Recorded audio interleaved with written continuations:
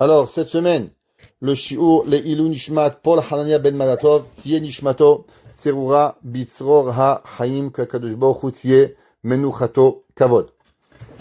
Dans la paracha de cette semaine, parachat Bamidbar, principalement la Torah, elle parle du conte des Lévi'im et de ce que les Lévi'im, ils vont pouvoir faire durant cette semaine et ils vont donner. Vous savez que les Lévi'im étaient partagés en plusieurs familles et la famille de Kehat avait 3 enfants, Gershon, Kehat ou Merari.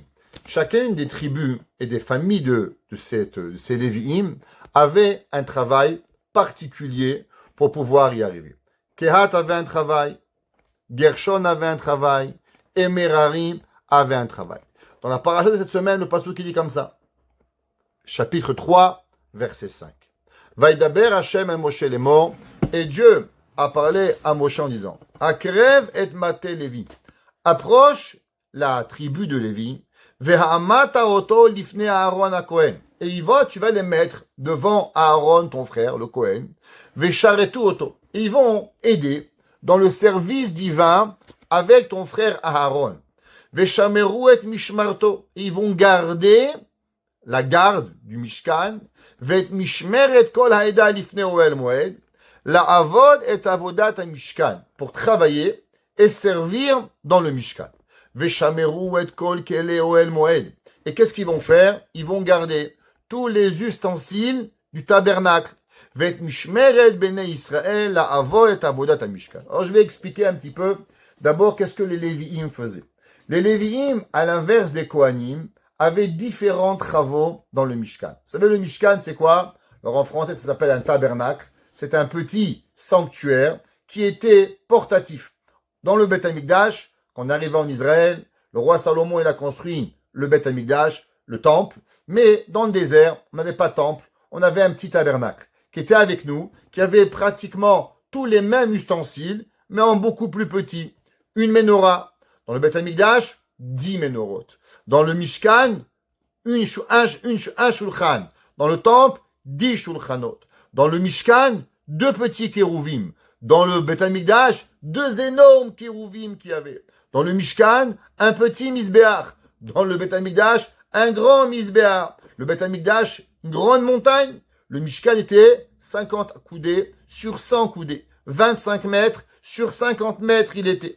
Et où on allait? Alors des fois on devait porter le Mishkan, on devait s'arrêter, remonter le Mishkan. Et on a voyagé comme ça pendant 42 villes, 42 fois. Le peuple juif, durant les 40 ans, dans le désert, 38 ans exactement qu'on a voyagé, eh bien on a défait le Mishkan, refait le Mishkan, défait le Mishkan, refait le Mishkan. Et chacune des familles des Lévi'im, Kehat, Gershon, Kehat ou Merari, avait un travail très particulier.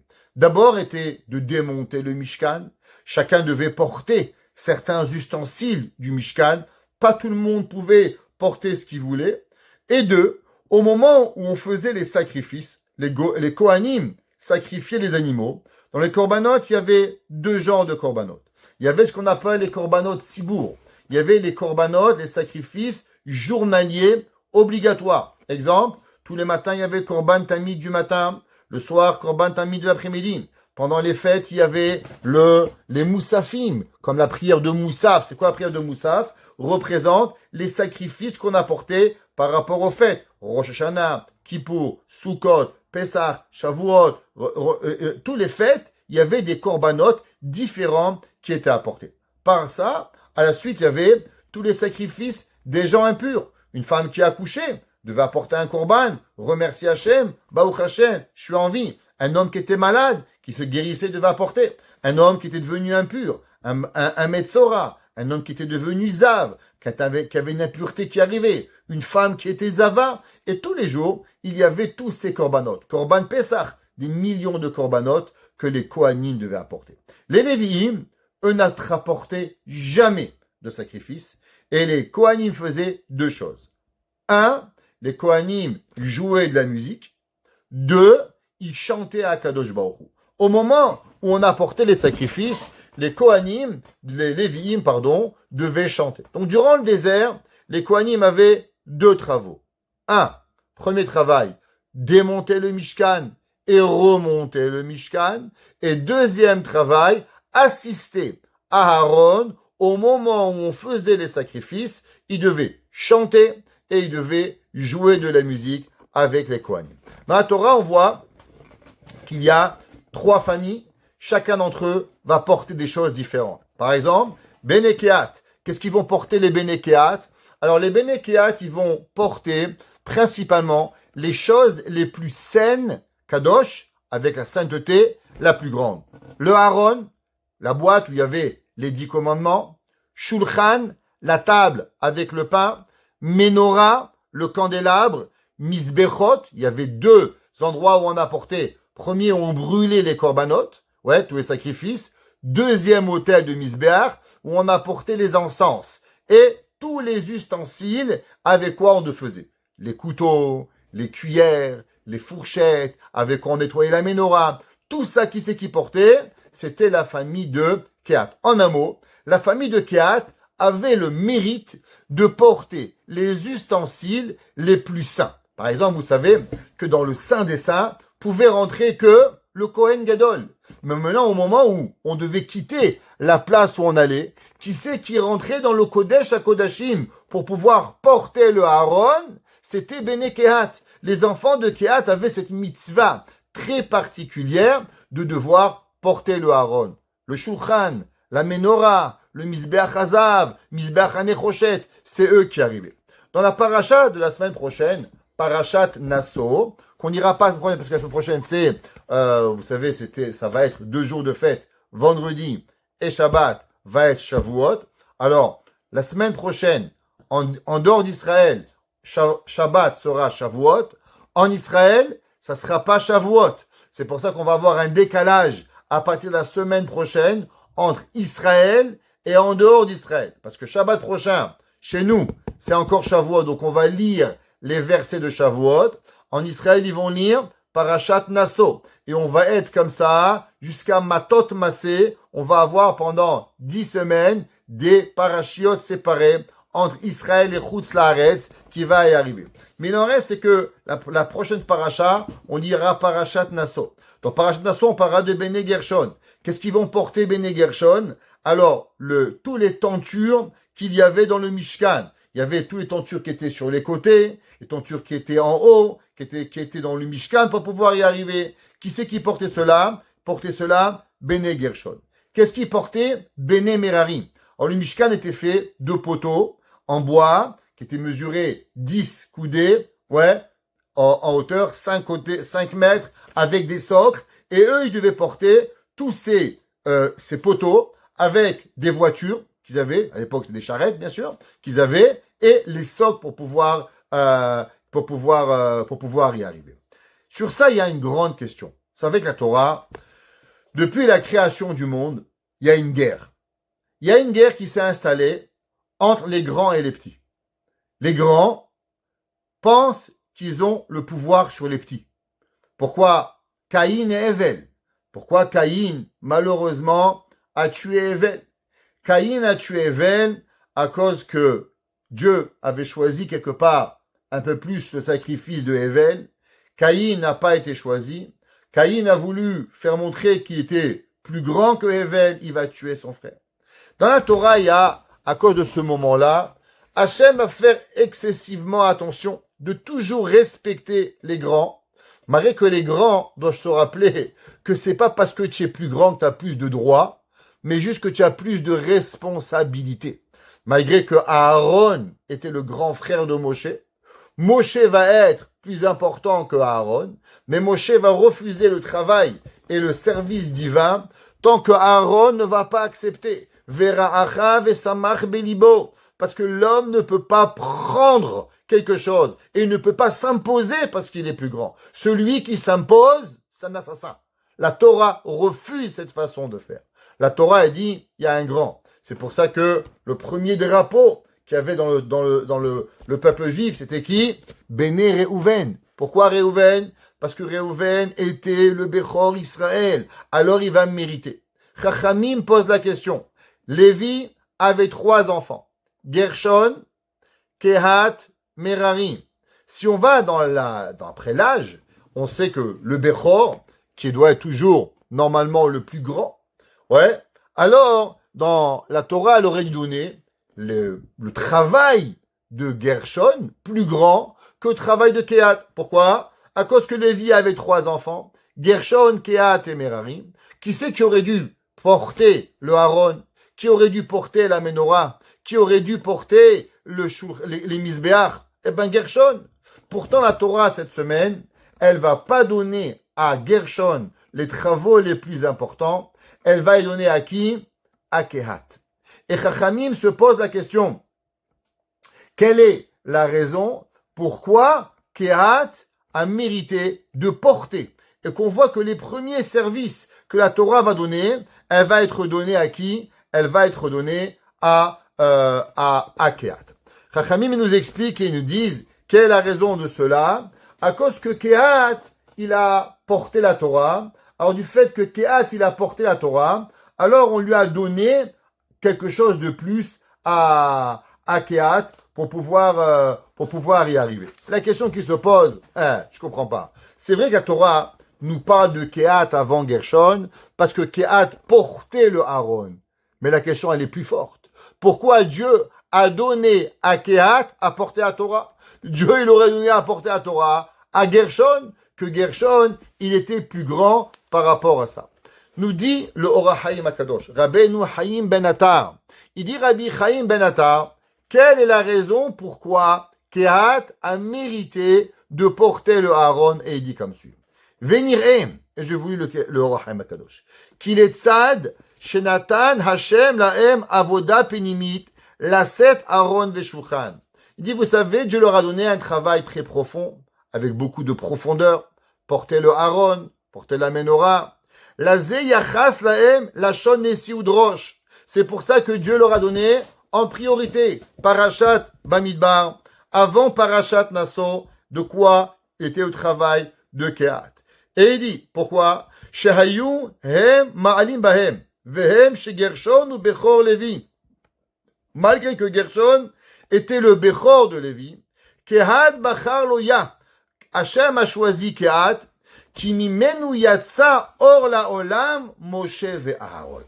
Dit le Rachaim, vous savez pourquoi Kehat a mérité d'avoir le travail le plus grand? À cause que Kehat a eu un fils. Comment il s'appelait ce fils, Kehat? Il a eu un enfant qui va s'appeler Amram. Il va avoir un enfant qui va s'appeler Moshe. Il va avoir un enfant qui s'appelait Aaron. Moshe Rabbeinu a reçu la Torah. Du fait que Moshe a reçu la Torah, alors c'est pour cela que Akadosh Baruch Hu va choisir Kehat devant Gershon et Merari. Nous dit le Rachaim Akadosh, vous savez, la Torah c'est pas tout. La grandeur c'est bien. T'as 20 ans. Un jour, il a dit, le Chazonish, quel est le défaut le plus grand de l'homme? C'est son âge. Mais ça passe très vite. Avec l'âge, ça passe vite. C'est un défaut. Souvent, ils disent, mais il est jeune. Il dit le Chazonish, c'est vrai, mais c'est un défaut qui passe très vite. Faut pas se fier à l'âge, quel âge il a, c'est pas important. Qu'est-ce qu'il fait? Il y a des gens à 20 ans, ils ont accompli ce qu'ils n'ont pas accompli, d'autres à 50 ans. Il y en a des gens à 20 ans, ils ont compris ce que d'autres à 200 ans, ils vont pas arriver à comprendre. Moshe Rabbeinu, Aaron, il a pu comprendre des choses que Betzalel construit le Mishkan à 13 ans. L'âge, il n'est pas important. Dit le Ora Chaim Akadosh, la raison pourquoi on a choisi Kehat en premier, à cause que Kehat, de lui est sorti Moshe Rabbeinu. Alors, avant de continuer, j'aimerais partager avec vous un Khatam Sofer. Le Khatam Sofer dit quelque chose d'extraordinaire. Nous enseigne le Khatam Sofer, c'est marqué dans la paracha de Balak. Vous savez que Balak, il a prophétisé, il a voulu malheureusement maudire le peuple juif, et Akadosh Baruch Hu a inversé sa bouche, et il a donné des berachot à la place. Et la Torah nous dit que Balak, il a dit, Reshit Goyim Amalek. Nous dit le Khatam Sofer, Balak, il a dit, la première nation, c'est Amalek. Tout le monde se pose la question, je ne comprends pas. Amalek n'est pas la première nation. C'est qui la première nation? Il y avait Abraham. Abraham, il a eu 2 fils, Ishmaël et Yitzhak. Yitzhak a eu 2 fils, Yaakov et Esav. Esav a eu plusieurs enfants avant Amalek. Alors, qu'est-ce que ça veut dire? Reshit Goyim Amalek. La première nation s'appelle Amalek. Ve'acharito adeoved. Dit le pasouk.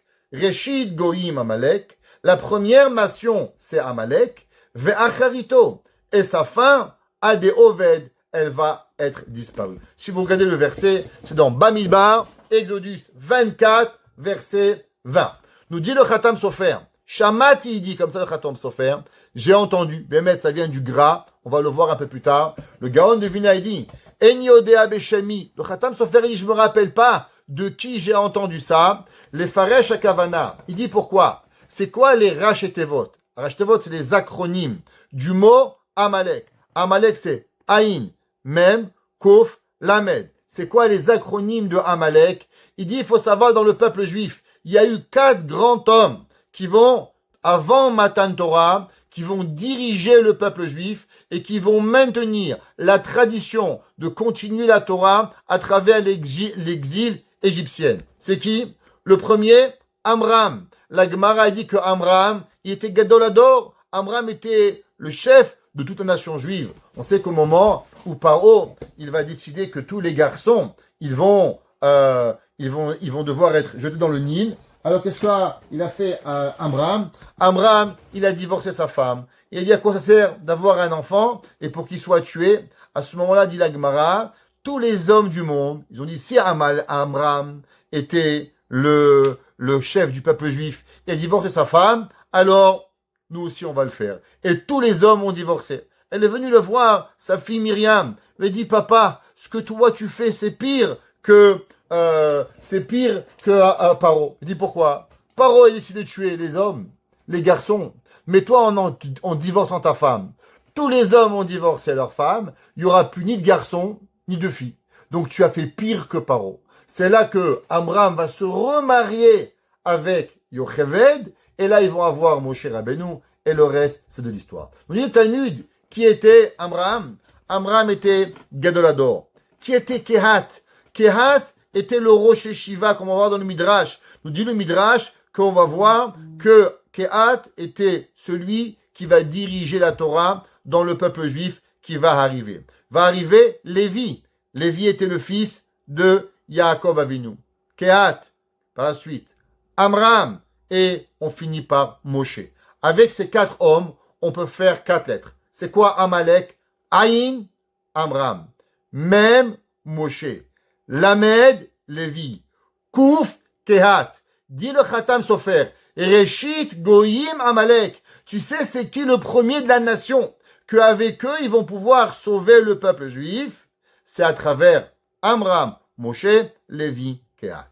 Maintenant, ça c'est les premières lettres de Amalek. Si vous prenez les 4 dernières lettres de Moshe, c'est quoi la dernière de Moshe?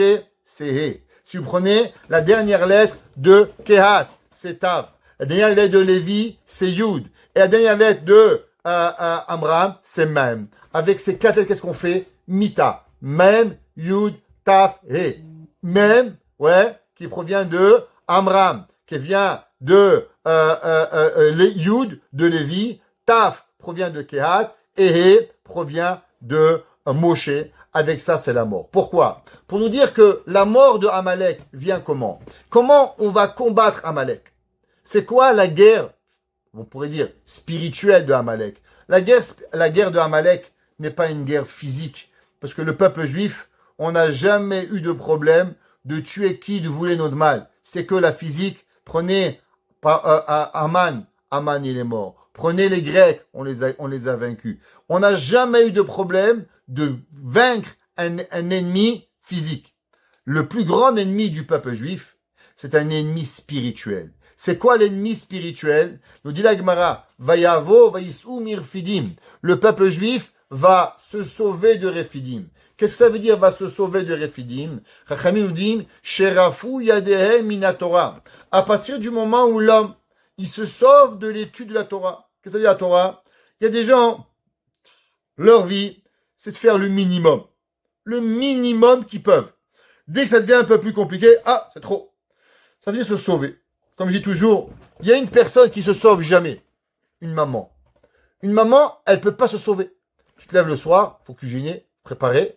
Une maman, elle se sauve, c'est pas une maman. c'est pas possible. On peut démissionner, on peut partir de son travail, on peut arrêter d'être rabbin. Mais si quelqu'un veut comprendre qu'est-ce que ça veut dire, c'est pour ça que la Torah nous dit une maman. Une maman ne peut pas démissionner. Une maman qui démissionne, c'est qu'elle n'a pas été une maman. Impossible. Ça ne peut pas arriver. Pareil, la Torah. La Torah, c'est quoi? Comment on se comporte avec la Torah? Est-ce qu'on dit, ça suffit? J'en peux plus? C'est pas possible. Qu'est-ce qu'a dit Shlomo HaMelech? Shlomo HaMelech, il a écrit dans Shir HaShirim, Mayim rabim lo yuchelu lechabot et ha'ava. Tous les océans, l'eau du monde ne pourra pas éteindre le feu de l'amour. Ouais, il y avait un jour un grand philosophe, il a dit, amour terminé, amour jamais commencé. C'est-à-dire un homme qui vous dit, je t'aime plus. La question, c'est pas que tu m'aimes plus, c'est que tu m'as jamais aimé. Parce que si tu m'avais aimé, alors tu m'aurais jamais, tu m'aimerais plus, tu m'aimerais pour toute ma vie. L'amour ne peut pas disparaître. Amour, un père, il aime son fils. Ça veut rien dire que je t'aime pas. Comment je peux, un père, il peut ne pas aimer son fils. Ça veut rien dire. Si un homme, il n'aime pas son fils, il est fou. Qu'est-ce qu'on va faire avec lui? Un homme, il dit à sa femme, je t'aime plus. Tu es malade, c'est que tu l'as pas aimé. Si tu l'avais vraiment aimé, alors automatiquement, tu l'aimerais pour toujours. Pareil, la Torah, il dit, l'homme qui aime la Torah, alors il ne peut pas arrêter. Un homme ne peut pas arrêter d'étudier. Et si l'homme, il arrête d'étudier, alors automatiquement, c'est là qu'il y vient toutes les difficultés. C'est pour ça que Amalek, il est venu quand? Amalek, il vient à partir du moment où l'homme, malheureusement, il se relâche à la Torah. Rafouyedem Torah. C'est pour ça, dit le Khatam Sofer, que marqué Reshit Goyim Amalek. Qu'est-ce qui va combattre Amalek? Amalek va le combattre les quatre ennemis. Lévi, Amram, Moshe et Kehat. Ensemble, ils vont pouvoir combattre. Et comment on va tuer Amalek? Amalek, c'est pas physique. Amalek, c'est spirituel. Quand l'homme, il étudie, alors l'homme, il est capable de pouvoir y arriver. L'homme, il a des pensées dans la tête. Je fais pas, je mange pas, je bois pas, je parle pas, je dis pas. Tout ça, ça provient parce qu'un homme, il n'a pas de Torah. Un homme, c'est la Torah. Il y a un Shulchan Aruch, mutar ou asur. On fait ou on fait pas. Les sentiments n'existent pas. Les sentiments sont secondaires. Un homme, il dit, rabbin, j'ai le droit de boire, j'ai faim. Je sais pas ce que tu veux. C'est permis de boire ou c'est pas permis de boire? C'est permis de boire, tu bois. C'est interdit, tu bois pas. Mais j'ai faim. C'est encore une fois, j'ai pas compris. C'est permis de manger, c'est pas permis de manger. C'est permis de manger, mange. Bracha, she'akol, menot, mange. C'est interdit. Qu'est-ce que je m'en fous de ton sentiment? Il n'est pas important le sentiment. Le sentiment n'existe pas. Pourquoi? Parce que d'abord, il faut savoir est-ce que c'est permis ou c'est interdit. Monsieur le rabbin, je peux marier Gertrude. Gertrude, elle est juive ou elle n'est pas? Elle est juive. Baruch haba, tu la maries. Elle n'est pas juive. Il n'y a rien à discuter. Tu aimes pas. C'est irrelevant, comme la Torah dit. Ça ne nous intéresse pas ce que la Torah dit. Il dit à Balak, Reshit goim Amalek. Si on veut combattre, d'abord, c'est à travers la Torah. Si on combat avec la Torah, alors après, on est capable de tuer. Parce, encore une fois, on tue personne physiquement. On n'est pas des assassins. On ne compte pas de tuer. On parle d'une idéologie. À savoir comment la Torah nous amène à pouvoir comprendre ce que c'est la Torah. Comme ça, il nous dit Bemel le Gaon de Vina aussi, il dit que les Rachitevot de Amalek, Amram, Moshe, Kehat et Lévi, qui font Amalek pour pouvoir y arriver et nous faire comprendre qu'est-ce que la Torah elle veut. En un mot, l'homme, s'il veut grandir, il veut avancer, alors il faut essayer de se mettre et d'apprendre. Maintenant, il y a une grande question que l'on a. Vous savez, dans la Torah, Dieu récompense toujours des gens à travers des actions qu'ils ont fait. Pourtant, si on m'avait demandé à moi, monsieur le rabbin, de qui vous auriez imaginé qui va venir le sauveteur du peuple juif? Vous savez, à travers les générations, on a toujours eu un juif qui est venu et qui a sauvé. Vous savez, Haman Harasha, quand il s'est fâché, pourquoi il s'est fâché? Parce que Mordechai, il s'est pas prosterné à lui. Non, il avait 7 milliards 999 millions 999 000 humains qui se prosternaient à toi. Ça va, il y a un petit juif, dit qu'il est fou. C'est quoi ton problème? Il se prosterne pas. Ça va, marche de l'autre côté. Pourquoi Haman s'est tellement fâché? Nous dit le Khatam Sofer, le Chafetz Chaim, pardon, parce que Mordechai, il a dit à Haman, tu sais, toute la parasha Megillah, c'est Mordechai, ou Mordechai, c'est marqué, Kol ha'am kara, il se prosternait au passé. Quand ça vient à Mordechai, Mordechai a dit, ou Mordechai lo yichra. Il va pas se prosterner au futur. Dit le Chafetz Chaim, pourquoi? Parce que Mordechai, il a dit à Haman, Haman, écoute-moi bien. Dans la vie, maintenant, je ne me prosterne pas. Demain, je ne me prosternerai pas. Et il va y toujours avoir un juif dans l'histoire qui va pas écouter. Il y aura toujours un juif qui va faire la volonté de Dieu. Toi, tu veux que les juifs se soumettent à ta religion? Écoute-moi. À la fin, ou Mordechai lo yichra. Demain matin, il va pas arriver. Hachem, pareil, il récompense chaque juif par rapport à leurs actions. Si on m'avait demandé de quelle tribu tu penses qu'il va venir le sauveteur d'Israël, la vérité, je vous dis, j'avais pensé à toutes les tribus, à part Lévi. Pourquoi pas Lévi? J'aurais pensé les enfants de Yosef. Yosef Hatzadik, qui a donné sa vie pour ses frères. Yosef, il va devenir le roi d'Égypte. Yosef va pardonner à ses frères. Yosef va les nourrir. Yosef va tout donner à ses frères. On va dire Yehuda. Yehuda est le roi d'Israël. Yehuda, il va risquer sa vie pour aller chercher à manger à ses frères. Quand Yosef voulait pas donner à manger, qui c'est qui va prendre le risque de risquer son monde futur pour le peuple juif? Yehuda. Yehuda, il dit à son père, ouais, si je te ramène pas ton fils Binyamin, vechatati lecha kol hayamim, et je vais fauter pour toi dans tous les mondes, monde futur, monde en bas. Messirut nefesh. Je vous pose une question. Qu'est-ce que Lévi a fait pour mériter que l'âme de Moshe, elle tombe chez Lévi? Moi, je vous aurais dit la vérité. Binyamin, ok, il s'est pas prosterné à Esav. Yehuda, il s'est battu pour que son frère y revienne. Yosef va devenir le roi d'Égypte. Mais qu'est-ce qu'il a fait, Lévi, pour mériter que Moshe Rabbeinu, la Torah est donnée chez Moshe Rabbeinu, Aharon à Cohen, tous les Kohanim vont chez Aaron, tous les Lévi'im viennent de Moshe Rabbeinu. Qu'est-ce qu'ils ont fait? Je vous dirai même plus. Vous savez, les Lévi'im, ils ont été même pas esclaves en Égypte. Alors pourquoi ils ont reçu plus de cadeaux? Akadosh Baruch Hu, généralement, à qui il va donner un cadeau? À celui qui souffre. Plus la personne va souffrir, et plus il va mériter de recevoir. Vous savez, à la fin des 40 ans dans le désert, Moshe Rabbeinu, Dieu a dit à Moshe Rabbeinu, tu sais, tu vas pas rentrer en Israël. Tu vas mourir. Moshe a dit, pas de problème. Je veux que mon fils, il me remplace. Dieu, il a dit à Moshe Rabbeinu, tu veux ton fils? Je peux juste savoir, il était où ton fils dans les dernières 40 années?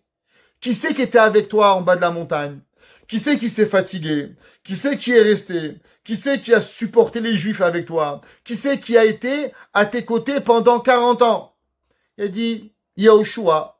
Il dit, qui c'est qui a rangé le Beth Midrash? Qui c'est qui a passé la sponja? Qui c'est qui a nettoyé? Qui c'est qui était là? Il dit Yoshua. Il dit, qui c'est que durant les 40 dernières années, quand tu faisais cours, qui allait crier, allez, le cours, venez. Qui c'est qui avait l'Archoma d'envoyer les textes? Qui c'est qui envoyait à chaque fois, qui veut acheter, qui veut faire, qui veut participer? Et pas Madame Dayan. Il faut trouver quelqu'un d'autre. Ouais. Qui c'est qui était là pendant 40 ans? Il le dit. Il dit Yoshua. Et ton fils? On l'a pas vu. Alors ton fils sera pas le successeur. Qui va être le successeur? Celui qui a travaillé, c'est Yoshua. En un mot, pour diriger le peuple juif, ça vient pas facilement. Ça vient comment? Il faut travailler. Si vous allez penser que le futur rabbin de la communauté, il a les mains dans la poche et c'est le fils du rabbin parce qu'il a un beau costume Pierre Cardin, détrompez-vous. Vous allez pouvoir lui acheter le plus beau costume, le plus beau chapeau, mais il dirigera pas le peuple juif. C'est pas vous qui décidez. Vous savez, il y avait souvent dans l'histoire juive, on a essayé de forcer des grands rabbins. Ça n'a pas marché. C'est Hachem qui choisit et Akadosh Baruch Hu. Exemple, quand il est mort, le Rav Eliashiv et Niftar, qui c'est qui avait pensé au Rav Steinman? Personne. Pourtant, le Rav Steinman est devenu le Gadolador. Après le Rav Steinman et Niftar, un il voulait, celui-là, il s'est même proclamé un jour, je dirais pas son nom, un rabbin d'Israël, proclamé grand rabbin des Juifs. Vous connaissez même pas son nom, ça n'a pas marché. Quand il Niftar, le Rav Chaim Kanievski, qui c'est qui avait déjà entendu parler du Rav Lando? Personne. Pourtant aujourd'hui, qui c'est qui dirige le peuple juif? En grande majorité, le Rav Dov Lando. Comment ça marche? La réponse, c'est pas vous qui décidez, et c'est encore sûrement pas moi, je vous promets. C'est Hachem qui décide qu'est-ce qu'il y a. Alors la question, elle se repose encore beaucoup plus fort. Comment se fait-il que Akadosh Baruch Hu, il a choisi dans la tribu de Lévi, quand la tribu de Lévi n'a jamais été asservie? Ils ont mangé, ils ont bu, ils sont, on va dire, leurs enfants n'ont pas été tués, ils n'ont pas eu aucune difficulté. Alors comment ça se fait que la tribu de Lévi, elle a mérité d'avoir des Lévi'im, des Kohanim qui vont porter, Moshe Rabbeinu va recevoir la Torah, Aaron va devenir le Kohen Gadol, et ainsi de suite pour pouvoir y arriver. Alors il y a un midrash extraordinaire que j'aimerais partager avec vous. Et on va essayer de comprendre une notion que tout le monde connaît, mais quand on la voit dans la Torah, alors elle a toute une autre perception totale. Dit le midrash à propos de Lévi. Ele raché bet avotam, bene Reuven, bene Shimon, ve'ele shemot bene Lévi. Nous dit la Torah, voici les enfants de Reuven, voici les enfants de Shimon, non, voici les enfants de Lévi, voici les noms des enfants de Lévi. Ve'ele shemot bene Lévi. Dit le midrash, pourquoi c'est marqué ve'ele shemot bene Lévi? Qu'est-ce que ça veut dire shemot bene Lévi? Les noms des enfants de Lévi. Bien sûr, on va les appeler quoi? Reuven, Shimon, c'est quoi les noms? On va marquer les noms à propos de Reuven ou de Shimon. Il dit caché. Lama nemar tevat shemot. Dit le midrash, pourquoi c'est marqué les noms des enfants de Lévi? Yotem ima shamar be Reuven. Ainyanu. Il dit, le sujet il est, qui chevet Lévi lo haya begalut. Comme vous savez, chevet Lévi n'était pas en exil. Ça était en exil, mais il souffrait pas de l'exil. Velévi yada davarze. Lévi savait, par prophétie, qu'il allait avoir un exil. Verasa li ishtatev betsarat atzibur. Et qu'est-ce qu'il a vu, Lévi? Il dit, moi, je vais pas souffrir. Mais restez tranquille, que tout va bien. Je mange, je bois, je dors. Allez, shalom alay nafshi. Non. Qu'est-ce qu'il a fait? Maasa. Kara shemot le banav Hashem agalut. Lévi va appeler ses trois enfants par rapport à la difficulté de l'exil. Gershon. Pourquoi il appelait Gershom? Par rapport au principe qui guérim hem be'eretz olahem. Pour leur dire attention, vous êtes peut-être pas en galoute, mais rappelez-vous, vous n'êtes pas chez vous. Peuple juif en Égypte, enfant de Lévi, rappelez-vous, vous n'êtes pas chez vous. Deuxième, Kehat. Que vient du mot Kehat? Kehat vient du mot frapper, casser. Vous savez que les Égyptiens, un terme, Kahou, ils ont frappé, enlevé, Shinehem chez Israël. Ils les ont cassé leurs dents. Comment il va appeler Lévi, son deuxième fils? Kehat, casser les dents. Troisième, il va l'appeler comment? Merari. Que vient le mot Merari? Vient du mot mar, vient du mot amertume pour pouvoir y arriver. Qu'est-ce que ça veut dire? Ça veut dire qu'il y a des gens, vous savez, ils entendent qu'il y a une guerre en Israël, ça les touche pas, ils se lèvent toujours à la même heure, ils se font des barbecues, ils mangent, ils boivent, ils dorment. Il y a le voisin, il a perdu son père, sa mère, Dieu préserve. Le gars, même pas, il est même pas touché. La voisine, elle est à l'hôpital. Le gars, ça le touche pas. Il est avec son film, il est avec sa vie, il est avec ses affaires. Je comprends pas. T'as pas un cœur? Tu comprends ce que c'est la souffrance? Il y a des gens qui sont impartials, imperméables à la souffrance de l'autre. Ils comprennent rien. Je mange, je bois, je dors, je kiffe, je promène. Et l'autre, shalom alay nafshi. Vous savez, Akadosh Baruch Hu, quand Moshe Rabbeinu il est venu le voir, et il lui a demandé, Dieu, comment tu t'appelles? Comment tu t'appelles? Quand Dieu, Moshe Rabbeinu, il ne savait pas que Dieu s'appelait Hachem, Elohim, Shakai. Ouais, il ne savait pas tout ça. Qu'est-ce que ça veut dire que Dieu, Moshe Rabbeinu demande à Dieu, Dieu, comment tu t'appelles? Et qu'est-ce que Dieu, il lui répond? Eheye, Asher Eheye.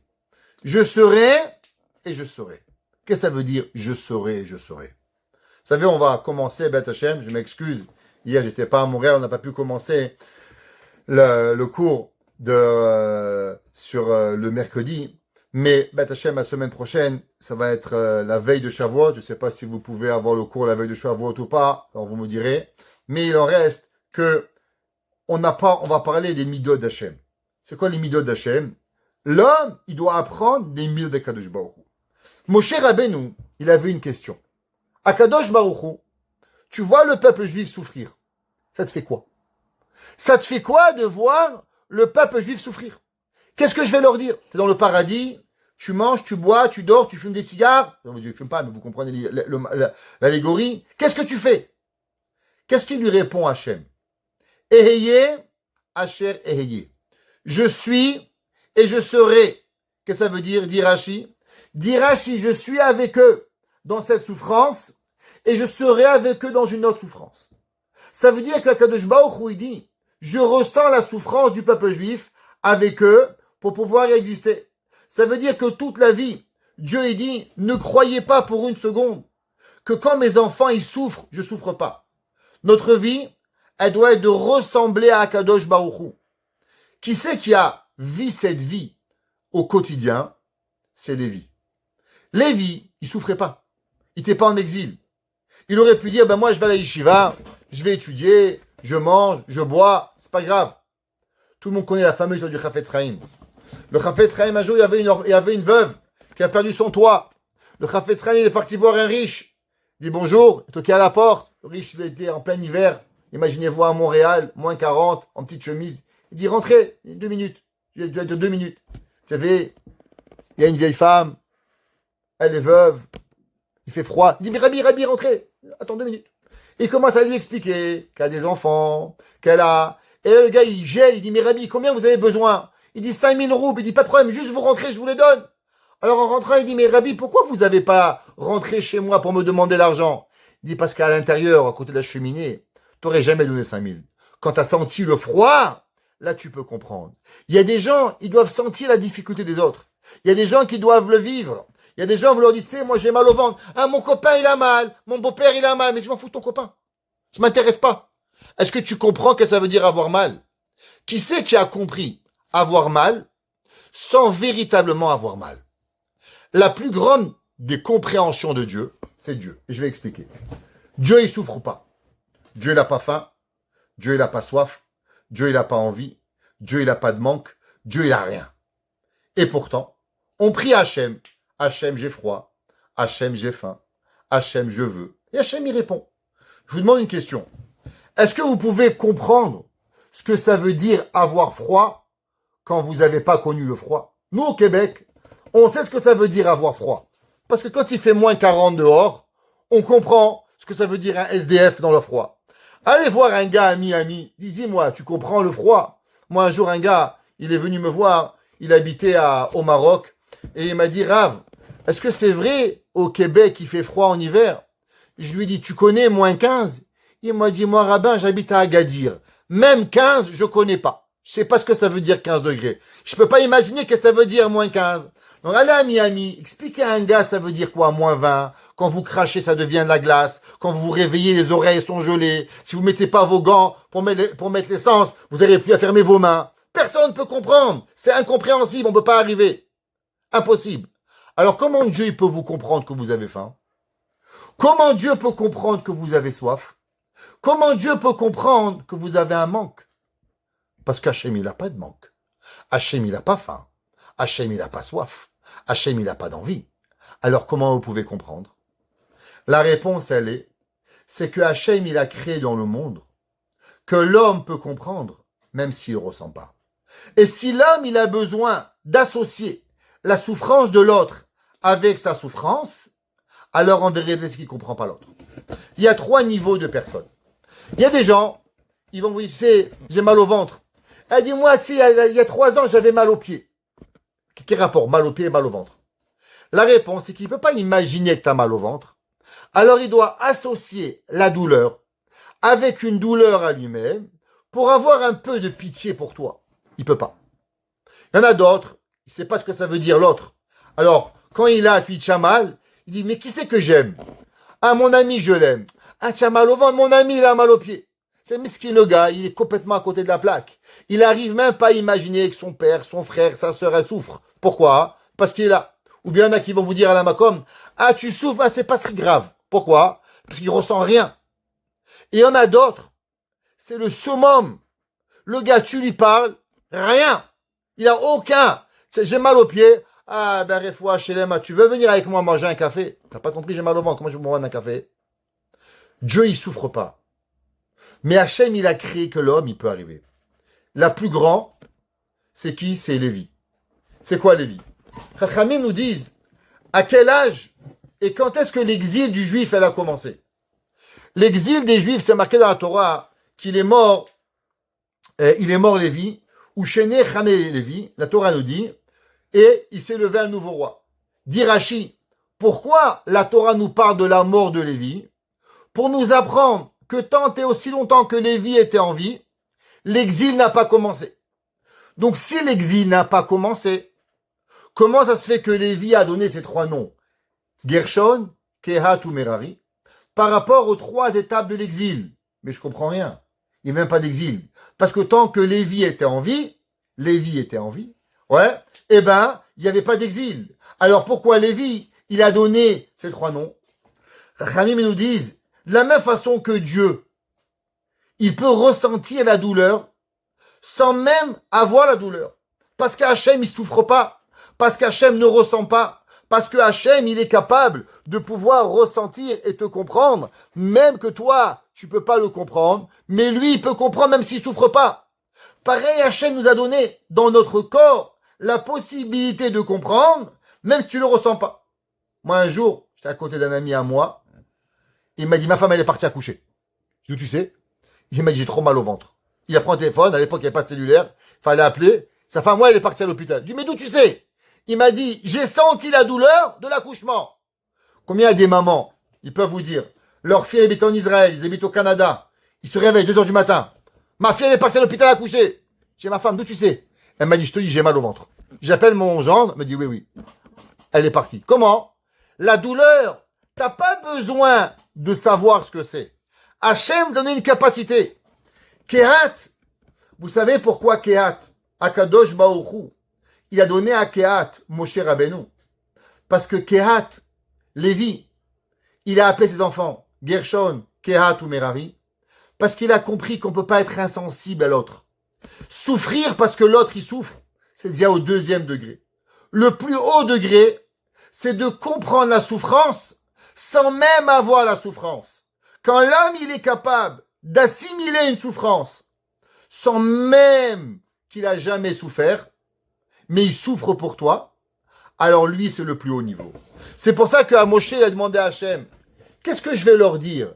Un bon Dieu que tout va bien, qui s'en fout d'eux, ça fait 210 ans qu'ils souffrent? Il a dit, pas du tout. Comment il s'appelle Hachem? Hachem, il s'appelle Eheye Asher Eheye. Il est avec toi. Hachem, il souffre avec toi. Hachem, il est avec toi. C'est pour ça que Kehat, il n'y avait pas. Kehat, il n'avait pas vu l'exil, mais il a prophétisé l'exil. Et déjà, il a souffert pour pouvoir y arriver et pour pouvoir comprendre ce que Akadosh Baruch Hu lui a donné. Pareil, il dit, Behemet, comme ça c'est marqué dans le Maaseh Hashem de Rabbi Levi Eliezer Ashkenazi, que Lévi, il a prophétisé et il a compris. C'est pour ça que Akadosh Baruch Hu, il a donné à Lévi. Qu'est-ce qu'il lui a donné? Il lui a donné un enfant qui s'appelait Kehat. Et Kehat, il a un enfant qui s'appelait comment? Qui s'appelait Moshe. Qu'est-ce qu'il faisait? Kehat, Gershon, Kehat et Merari. Vous savez qu'est-ce qu'ils ont fait Gershon, Kehat et Merari pendant toute leur pour pouvoir leur vie? Ouais. Eh ben, prenons Moshe Rabbeinu. Moshe Rabbeinu, il a grandi chez Paro. Ouais, Paro.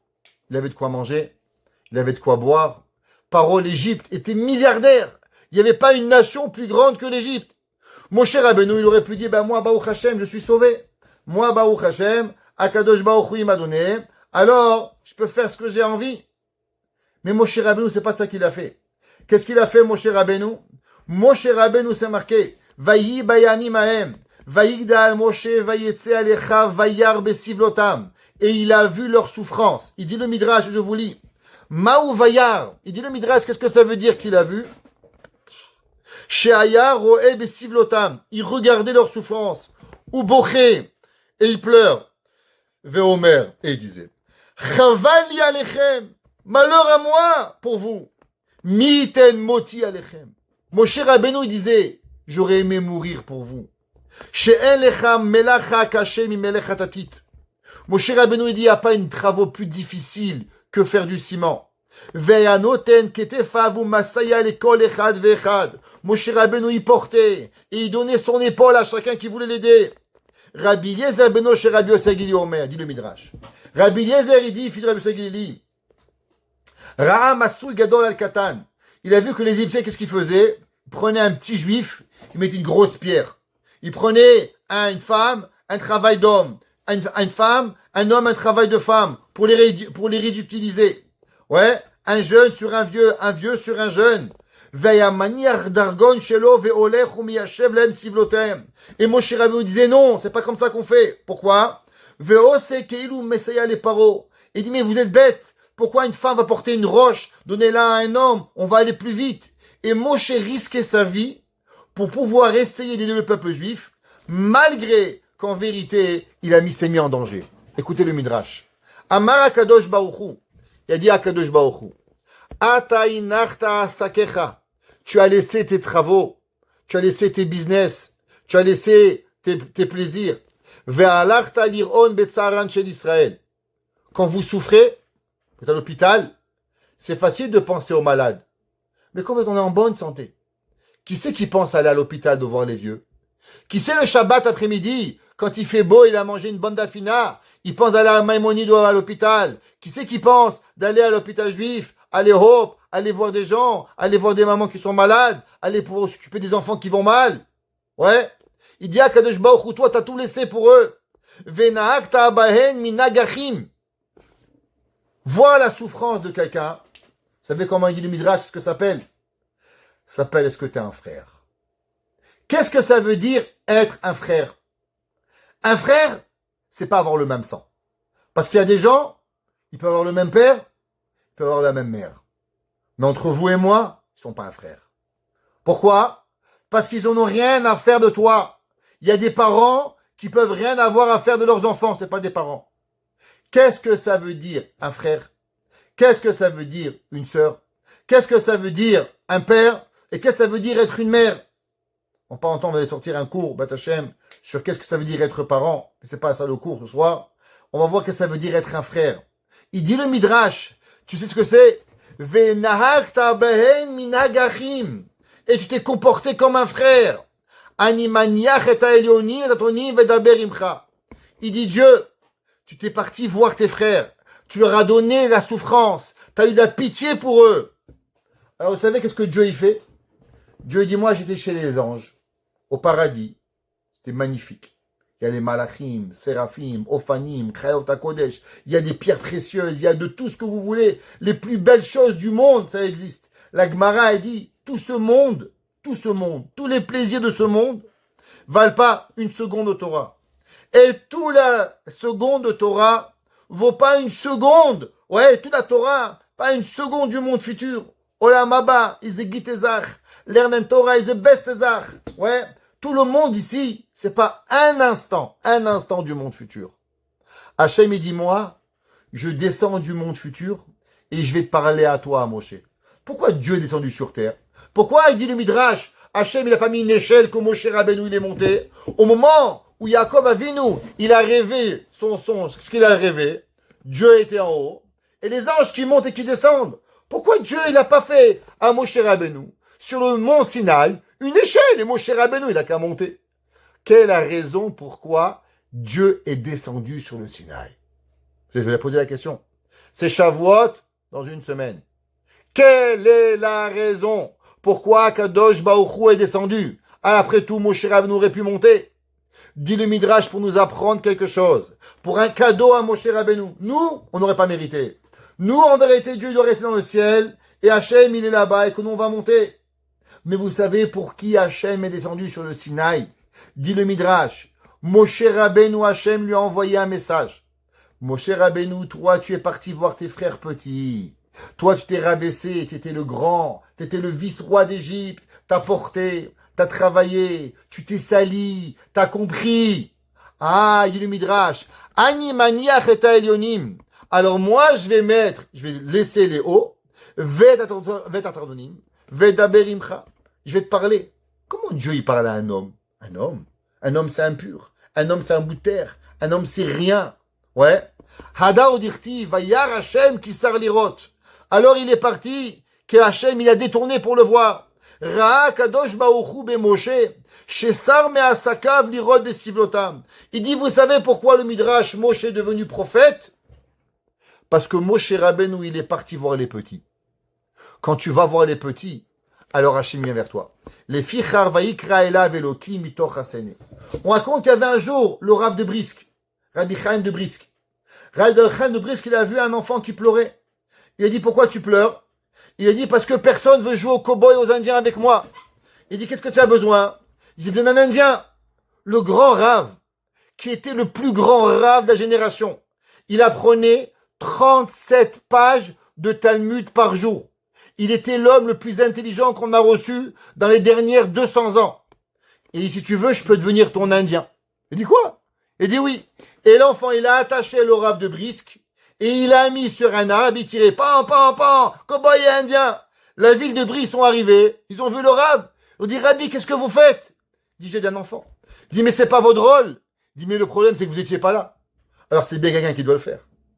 Et le Rav, ils ont voulu le détacher. Il dit, non, non, appelez l'enfant. Faut pas qu'il ait de la peine, qu'il croit que l'Indien, il s'est sauvé.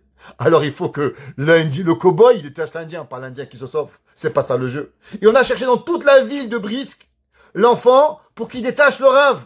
Le Rav n'a pas voulu partir tant et aussi longtemps que l'enfant n'est pas venu. Comment on arrive à ça? Pourquoi le Rav il joue aux cow-boys indiens pour après de Brisk? Ce n'est ni un cow-boy ni un Indien. La réponse c'est parce qu'il a vu la Torah. Parce qu'il comprend ce que ça veut dire. Le Rav de Brisk, un année, c'était le jour de Kippour. Et durant le jour de Kippour, il y avait une femme malade. Il fallait appeler des docteurs. Le Rav Chaim de Brisk, il a passé toute la Kippour, vous savez où? Au poste, à la poste, avec la personne qui faisait le télégramme, le télégraphiste, pour envoyer des messages à un médecin et à un autre. Qu'est-ce qu'on fait? Comment on m'arrange? Ils ont dit, Rabbi, allez à la synagogue. Il dit, mais après tout, faut bien que quelqu'un aide cette femme. Comment on arrive à laisser Shacharit, Mincha, Moussaf, Neila, et s'occuper que d'une femme juive? Une seule, il y en a des millions, Rabbi. Prie, c'est mieux. La réponse, celui qui comprend ça, il n'a rien compris. Rav Chaim de Brisk, il ne s'est pas intéressé à son Olam Haba. Il y a un jour, quelqu'un m'a dit aujourd'hui, qu'est-ce que tu veux que je fasse avec mon Olam Haba? Une personne qui est tellement égoïste, qui pense à son Olam Haba, il n'a rien compris à la Torah. Moshe Rabbeinu lui a donné son Olam Haba pour le peuple juif. Le Rav Chaim de Brisk lui a donné son Olam Haba pour la Torah, pour la vérité, pour ce qui est vrai. Est-ce que tu as compris l'autre qui souffre ou pas? La réponse, elle est simple. Vous savez pourquoi les Lévi'im, ils ont mérité à chanter? Vous savez pourquoi les Lévi'im, ils ont mérité à servir dans le Mishkan? Parce que les Lévi'im, ils avaient une qualité. On ne doit pas souffrir pour comprendre la souffrance de l'autre. L'homme, il doit comprendre. Il dit le Midrash, Amar lo HaKadosh Baruch Hu, Ata margish ani sharouy betzar, si toi tu ressens que je suis en souffrance, Keshem chez Israël, chez Rouyim betzar, la même façon que le peuple juif il est en tsar, Aviyodea mimakom, shani medaber imcha mitoch hakotzim, kaviachol ani shutav betzaran. Pourquoi Dieu il a parlé à Moshe Rabbeinu dans les ronces? Vous savez pourquoi Dieu il est arrivé dans un petit buisson ardent avec des ronces? Il dit le Midrash pour faire montrer comme si Akadosh Baruch Hu il a dit à Dieu, Dieu a dit à Moshe, c'est les ronces, ça fait mal. Eh bien, je comprends la souffrance. Moi aussi, je parle de la souffrance pour pouvoir arriver. Il y a un Sefat Emet. Le Sefat Emet, il écrit dans Tehilim 68, verset 7. Vous avez votre Tehilim, vous pouvez le prendre et le souligner. C'est marqué Motzi Asirim. Dieu, il a sorti de la prison. Asirim, c'est des gens qui sont emprisonnés. Ouais. Beko Sharot.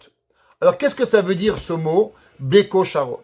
Alors, principalement, ouais, le Midrash, il dit que ça s'appelle les chants. Que Hachem, il a sorti le peuple juif avec des chants. Comment? Eh ben, on est sorti d'Égypte. Qu'est-ce qu'on a chanté? Az Yashir Moshe ou Bene Israël, Ashir Azot, le fameux chant qu'on chante Shabbat matin. Nous dit le Sfat Emet. Que veut dire en vérité ce mot Beko Sharot? Il dit en vérité Bekosharot, c'est un mot condensé qui est en vérité deux mots. Ça vient du mot Bachut et Shirot. Que veut dire le mot Bachut? Bachut vient du mot Bechia, pleure. Quand le peuple juif il était en Égypte, qui c'est qui pleurait pour eux? Qui c'est qui pleurait pour eux? Toute la famille, la tribu de Lévi. Les Lévi'im, tous les jours ils prient à Dieu. S'il te plaît Hachem, nos frères ils souffrent. S'il te plaît Akadosh Baruch Hu, fais. S'il te plaît Akadosh Baruch Hu, donne. Vous savez, j'ai raconté l'histoire. Il y a un jour un homme, il a demandé à Raphaël Kanievski, il dit Rabbi, je reçois des demandes tous les jours de tzedaka. J'ai pas d'argent pour donner à tout le monde. Je peux pas. Je suis pauvre, je suis un jeune père de famille, j'ai pas d'argent. Qu'est-ce que je fais avec toutes ces demandes? Il lui a dit le Rav, rien faire, tu peux pas rien faire. Faire tout, tu peux pas tout faire. Mais une chose que tu peux oui faire, pleurer pour chacun d'entre eux. Prends un livre et pleure pour chacun d'entre eux. Fais un télim. Chacun qu'on te dit, tel il est malade, tel il est malade. Est-ce que l'homme il peut s'en foutre? Est-ce que l'homme il peut juste faire attention que ça n'existe pas? Est-ce que l'homme il peut juste dire Shalom alay nafshi? Est-ce qu'un homme il voit un frère, un fils, un père, un voisin, un juif, une personne, un être humain souffrir et rien faire? Celui qui souffre et celui qui ne partage pas la souffrance avec l'autre, alors il a rien compris. Il dit David Amelech, Motzi Asirim. Tu sais quand est-ce que Dieu il te libère de tes menottes? Bekosharot. C'est quoi Bekosharot? Bachut Veshirot. Pleure et chant. Et il dit le Khatam Sofer, Pirouche, Sha'geoula haïta bizchut atefilot vetsoakot. Grâce à la Géoula est arrivée, grâce aux pleurs et grâce aux cris. Shetzaaku bemitzrayim Hashem barach. Que la chevette de Lévi a crié à Dieu. Ou bizchut ashirot shayu achara Géoula. Et à travers le chant qu'il y a eu après la Géoula. Vezeu shamar az yashir. Que veut dire az yashir? Alors ils ont chanté. C'est quoi alors? Qu'est-ce que ça veut dire alors? Alors ils ont chanté. Il dit le Sfatemet parce qu'il faut comprendre que le peuple juif et principalement la tribu de Lévi, pendant les 86 ans d'exil, ils ont pleuré. Et ils ont pleuré tous les jours, ils ont pleuré, ils ont pleuré, ils ont pleuré. Ah, vous avez pleuré pendant 86 ans. Az yashir. Alors maintenant, tu peux chanter. Celui qui pleure pas, peut pas chanter. C'est pour ça que, dans le temple, qui c'est qui chantait? Les Lévi'im. Pourquoi les Lévi'im chantaient à travers chaque juif? C'est quoi un juif? Qu'est-ce qu'il faisait? Un korban, principalement, c'est un homme, il amène pour expier ses fautes. Qui c'est qui peut comprendre la souffrance de Dieu? Qui peut comprendre la souffrance qu'un homme il a? D'une maman qui a accouché, une personne qui a été en prison, une personne qui a voyagé, une personne qui a eu n'importe quelle difficulté. Qui c'est qui peut venir l'accompagner? Peut venir l'accompagner seulement et uniquement la personne qui peut ressentir la souffrance. Qui c'est dans ce bas monde qui a été créé et qui a pris sur lui de pouvoir comprendre? Les Lévi'im. C'est pour ça qu'Hachem il a dit, ceux qui ont pleuré en Égypte, alors aujourd'hui, Az Yashir, ils vont venir et ils vont chanter pour pouvoir y arriver. On raconte qu'il y avait un jour un homme qui est parti voir un grand rave. Il lui a dit, Rabbi, j'aimerais renvoyer cet enfant de l'école. Alors il lui a dit, pourquoi? Il lui a dit, Rabbi, c'est le pire élève que j'ai jamais eu. Tu dis A, il fait B, tu dis B, il fait C, tu fais C, il fait E. Et je peux rien faire, il me détruit ma classe, j'en peux plus, il me met la tête à l'envers. Le Rav lui a dit, avant que je prenne une décision, j'aimerais prier pour lui. Est-ce que tu peux me donner son nom? Alors il a dit, il s'appelle Michael. Il dit, fils de... Il dit, d'où je sais moi? Il dit, je comprends pas. Tu veux renvoyer un enfant que tu n'as jamais prié pour lui, pour qu'il va mieux? Il dit, mais c'est pas mon rôle. Il dit, mais c'est qui le professeur de la classe? C'est toi ou c'est moi? Il a dit, comment tu as pu penser une seconde à renvoyer l'enfant avant d'avoir prié pour lui? Alors il a eu tellement honte. Le lendemain, il rentre en classe, il lui dit, dis-moi, comment il s'appelle ton père? Il dit, mon père, il est mort. Ah, ton père, il est mort? Il dit, oui, comment s'appelle ta mère? Rachel.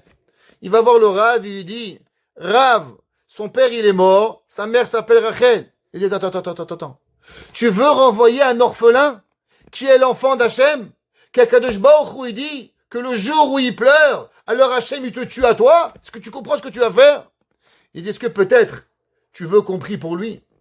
Et le gars, il était tellement eu la peine, il a commencé à prier pour lui. Au bout de quelques jours, il est revenu, il dit, Rabbi, je sais pas ce qui se passe. Il a dit quoi? Il dit, c'est pas le même. Il n'est pas pareil. Et tu sais pourquoi il n'est pas pareil? Il dit, parce que tant et aussi longtemps que tu mettais pas ton cœur et que tu priais pas pour lui, alors l'enfant ne peut pas changer. Le jour où tu pries, alors ça change. Qu'est-ce que ça veut dire prier? Prier, c'est pas seulement magique. Prier, c'est s'intéresser. Tu sais maintenant qu'il est orphelin. Tu sais maintenant qu'il est ci. Tu sais maintenant qu'il est là. Alors, automatiquement, il va y arriver et tu pourras arriver pour pouvoir venir. L'homme, ça veut rien dire. Qui tu es? Comment ça marche? Qu'est-ce qui va arriver?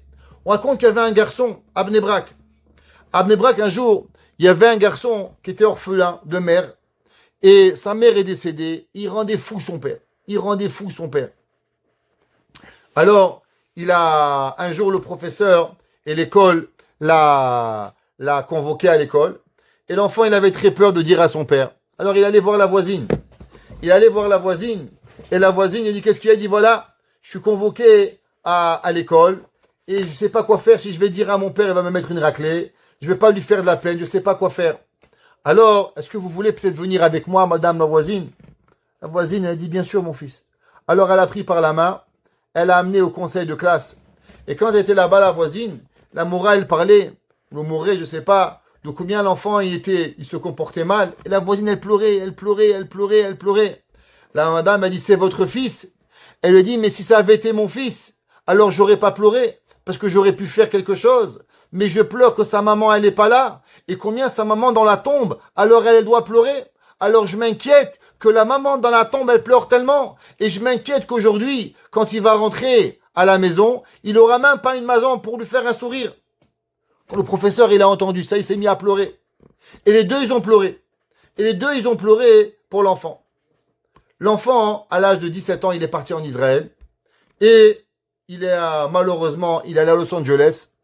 Il a pratiquement lâché toute la Torah. Il devait se marier avec une Goya. Et le jour du mariage, il a tout lâché. Il est revenu en Israël. Il est devenu religieux.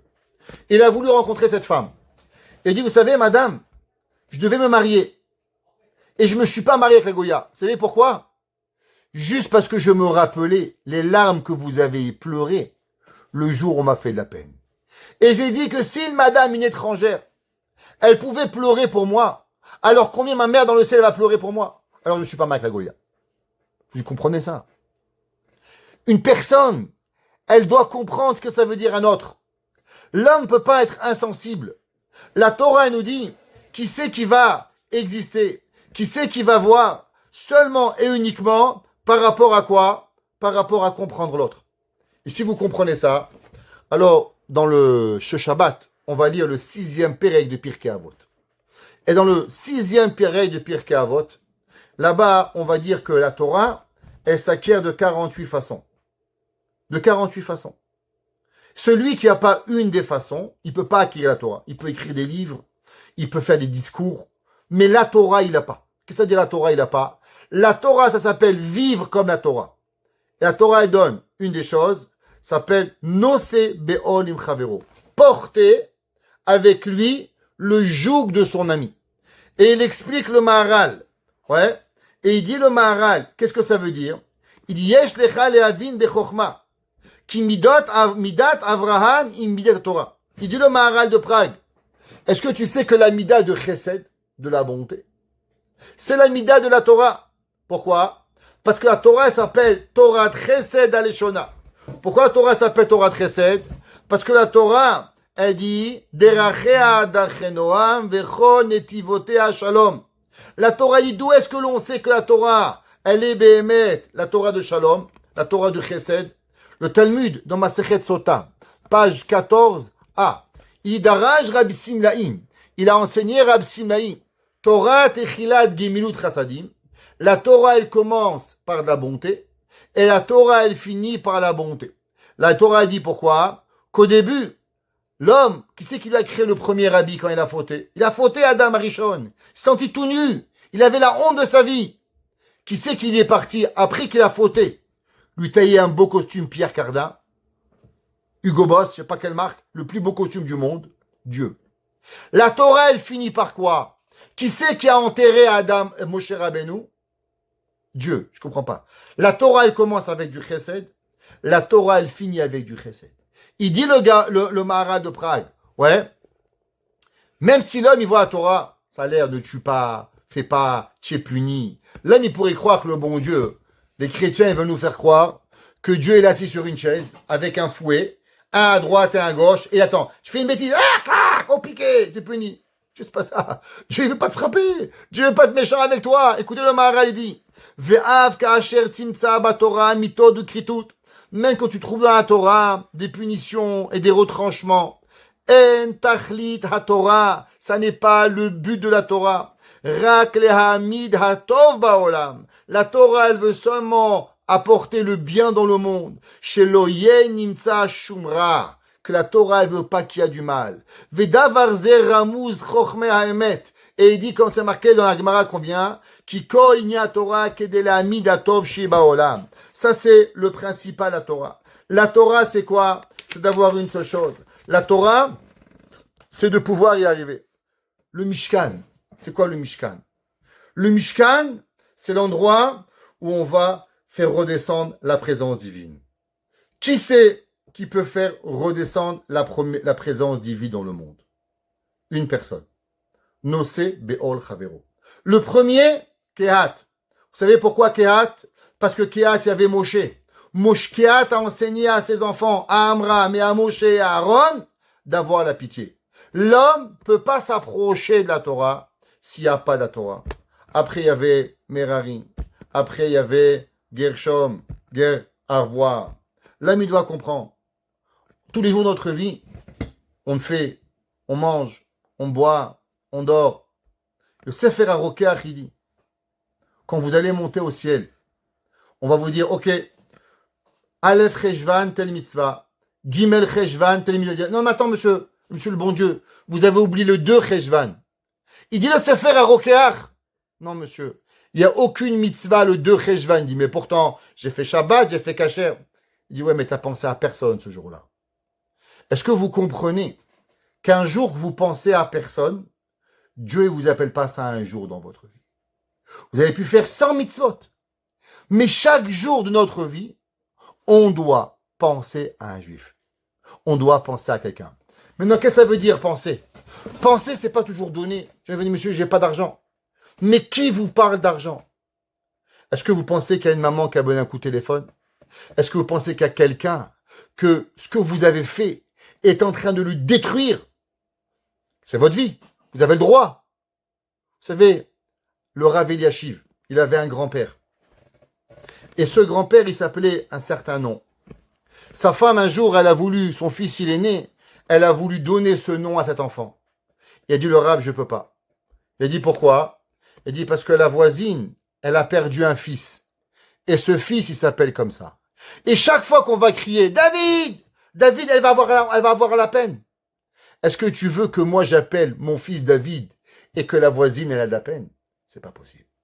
Tu peux dire, mais c'est ton fils, c'est ton grand-père. Tu n'es pas le bon Dieu, tu n'as pas tué l'autre. Tu as raison. Mais la Torah, c'est pas ça.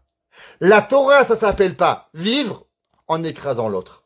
Celui qui vit en écrasant l'autre, c'est pas la Torah. Je sais pas, ça s'appelle ce que tu veux, du bouddhisme, de l'islamisme, du christianisme, ce que tu as envie. Torah, c'est pas. La Torah dit, qui c'est qui va porter la Torah? Kehat.